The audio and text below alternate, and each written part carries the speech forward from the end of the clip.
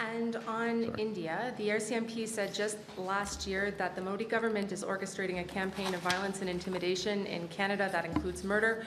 Why are you inviting him to the G7, and what message does this send about your seriousness or lack of it when it comes to stopping foreign interference? So let's put the two aspects in context.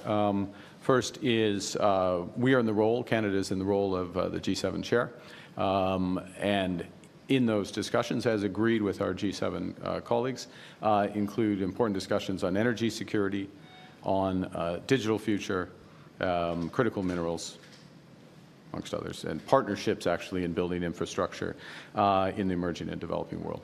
There are certain countries that should be at the table for those discussions, and in my capacity as G7 chair, consultation with others, some others, make those determinations.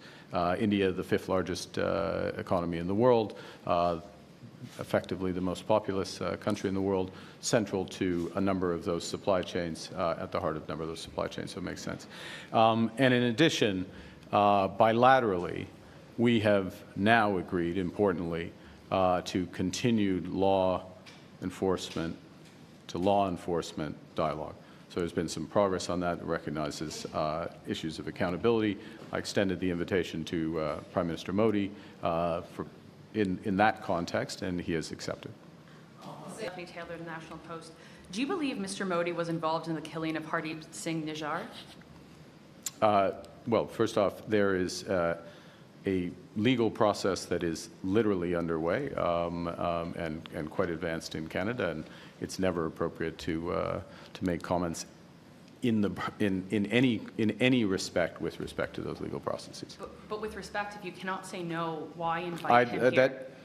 I gave, with respect, I gave you an answer that is appropriate to someone in my position about an ongoing legal process including which federal authorities are directly involved. But there is a possibility?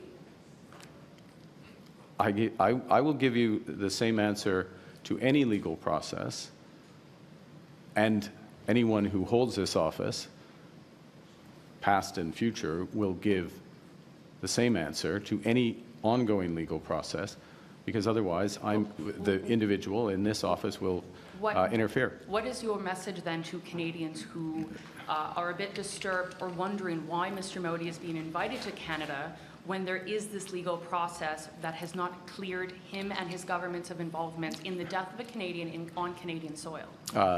My message is that we're a country of the rule of law. The rule of law is proceeding as it should in Canada, and I am not going to disrupt that process. Last question.